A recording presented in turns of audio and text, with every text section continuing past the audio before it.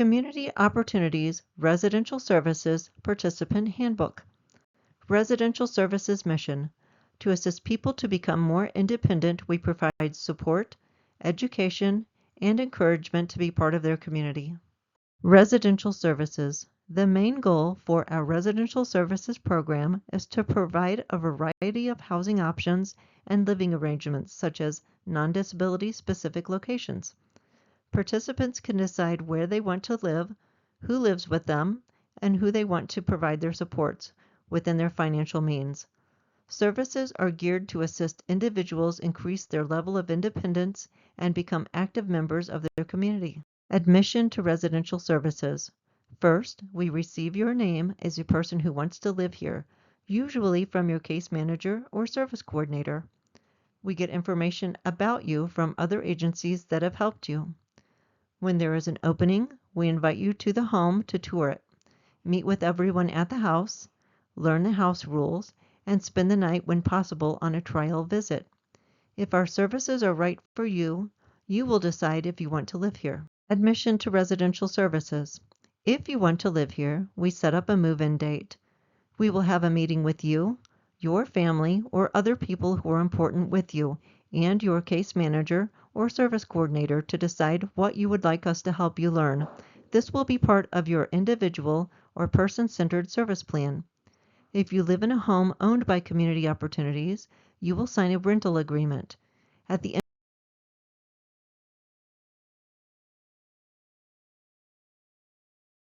people who work with you. When staff are hired, they must have at least a high school diploma or GED, a valid driver's license, and pass specific background checks. All staff working with you receive a minimum of 80 hours training. All direct care staff have training in CPR, first aid, medication administration certification, and preventing abuse and neglect. They also receive training in positive behavior support, confidentiality, emergency situations, infection control, suicide prevention, dementia, trauma-informed approaches, and clients' rights. All staff working with you also have other training such as injury reporting, responding to seizures, fire safety, using lifts, and other related trainings. Your services are developed with you and supervised by a degreed professional manager. This person has a bachelor's degree and has worked at least 1 year with individuals with developmental disabilities. Client funds. You will receive spending money each month. It will be kept in a checking account for you. Staff can tell you how much money you receive each month. You can ask for money from this account anytime.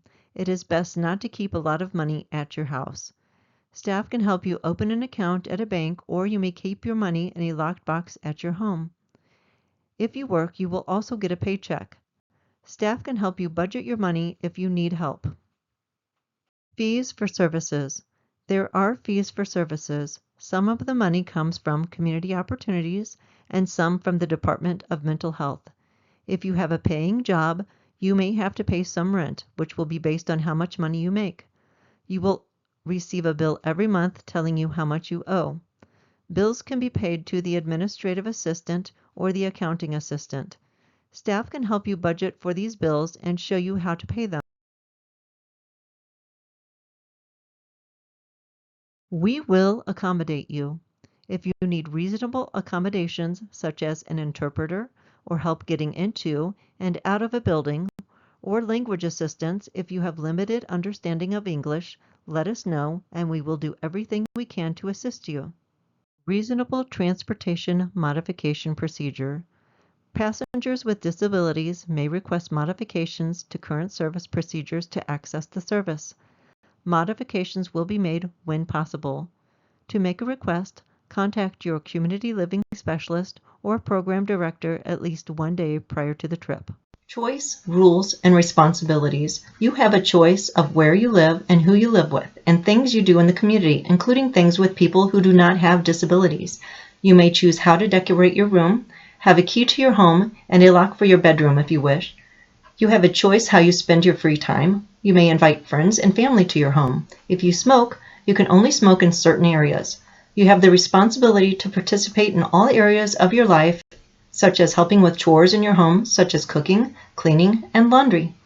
You must treat others in your home with respect and are responsible for your actions at all times. If you damage something, you will have to pay for it, up to $50. Choice, rules, and responsibilities. You may be required to keep personal knives in a locked area of your home. You are expected to do as much for yourself as you can and work on the goals you have set with your team. You are not allowed to bring illegal drugs on agency property. You are responsible for following the rules of your lease or rental agreement. To ensure you're safe, you have the responsibility to let staff know where you are going, with whom, and when you will return. Each residential location has a few other rules. When you move in, the support staff at the home will review them with you. Risk versus choice. If you choose to do something your team feels is too risky, the team will meet to discuss this activity. They will try to come to an agreement with you by deciding what the risks are, whether or not the risks are too great, and/or how we can work together to make the risks smaller so you can continue to do what you have chosen. Your guardian, if you have one, will be involved in these decisions. Equal opportunities for everyone. We will help you no matter what your race, color, religion, national origin, citizenship, ancestry, sex, age, disability, marital status, genetic information, or veteran status. Any beliefs you have will not change the way we treat you. Due process. You have the same legal rights and responsibilities as any other person unless the court says you do not. If you have a guardian, your rights will be different than people without a guardian. You will be given a written copy of your rights. If any changes are made, you will receive a new copy. If you need assistance reading or understanding your rights, our staff can help you. Your rights cannot be taken away or limited before you have a chance to speak for yourself or have someone to choose to speak with you. This is called due process. Your rights. You have the right to be free from abuse, neglect, discrimination, humiliation, financial or other exploitation, and retaliation. You have the right to control your personal money and to have a job to make money, to keep things of your own and see current news and media, to have privacy and talk to who you want to privately and have your information kept privately. You have the right to choose where and with whom you want to live, to be part of the community and participate in activities with people you choose, to attend a place of worship of your choice if you choose to do so. You have the right to go to the doctor or hospital when you need to lead or participate in your plan meeting and invite those who are important to you and have your plan clearly explained to you, to receive rules, policies, and information about you in a way that you can understand. You have the right to have choices of who supports you and to say yes or no to services. You have the right to say no to being part of any study, experiment, or medical treatment, to choose someone to help you make decisions or act on your behalf, or to have a person who does not work from our agency decide if we are complying with your rights. You have the right to be free from people hitting you, hurting you, yelling at you, saying hurtful things, or restricting your movement, to be treated with respect at all times, and to be treated like everyone else under the law. Abuse and neglect. You have the right to not be abused or neglected. Abuse can be someone hurting you, either your body or your feelings, like someone calling you bad names. Neglect is not getting the things or attention you need to be healthy and safe. If you feel that you've been abused, tell the staff or someone else in charge. They will let the right people know. Your staff are required to report any abuse or neglect if they see or that people report to them. We do not tolerate abuse or neglect and will make sure the issue is investigated and resolved as quickly as possible. Formal versus informal complaint. What's the difference between a formal and an informal complaint? An informal complaint is different from a formal complaint or grievance in how it's processed. However, resolution is the goal for each. An informal complaint is generally resolved through discussion and should always be attempted before moving into the formal complaint or grievance process. You can make an informal complaint to the director of the department you receive services. Your support staff can assist you if needed. If you do not feel like your issue is being resolved after making an informal complaint, you can make a formal complaint. The formal complaint process is started when you, your guardian or family, completes a grievance form. After this form is processed, it is then investigated in accordance with our formal grievance procedure. You will not be denied services or supports for making a complaint or grievance. We will look into any reported issues or concerns you have with your services or supports and attempt to resolve them quickly.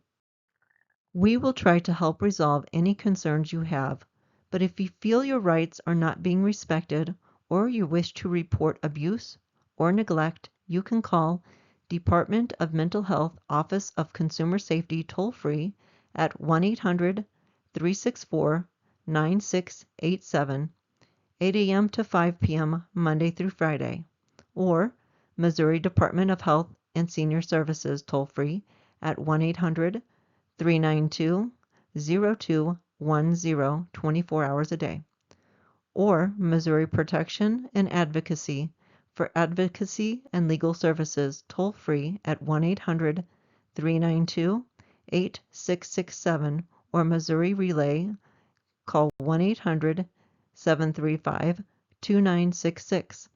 You can call anonymously, which means you do not have to tell them who you are.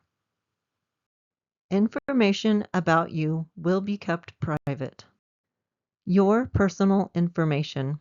Community opportunities can give information about you without your permission for your treatment, payments of services, or healthcare operations. So we may share information with doctors, emergency staff, insurance companies, or other agencies to make sure you have the care that you need. Your rights under HIPAA.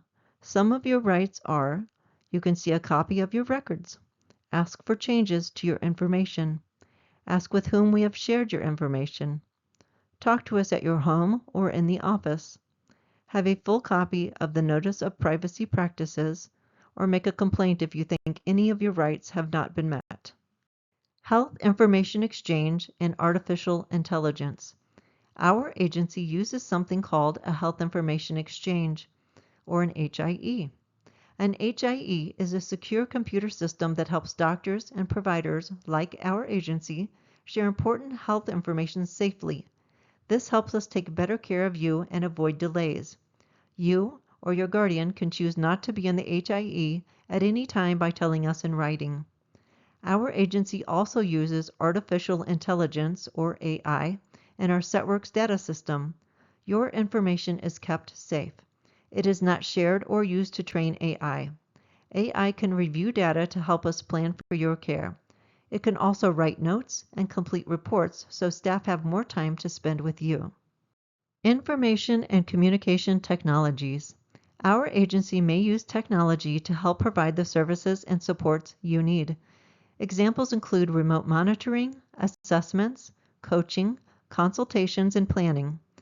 Information and communication technologies may be used during pandemics, severe weather, or when you or your guardian chooses virtual communication such as Zoom meetings. Information and communication technologies will only be used with you or your guardian's approval and if it safely meets your needs as listed in your person-centered service plan.